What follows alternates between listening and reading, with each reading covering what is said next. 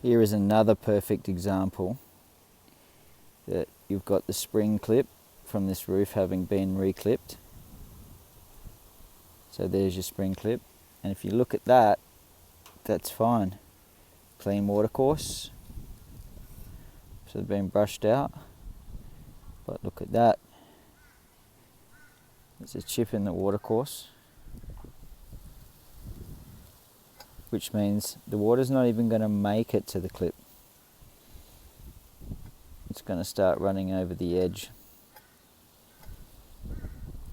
There's another real nasty one just up near here as well.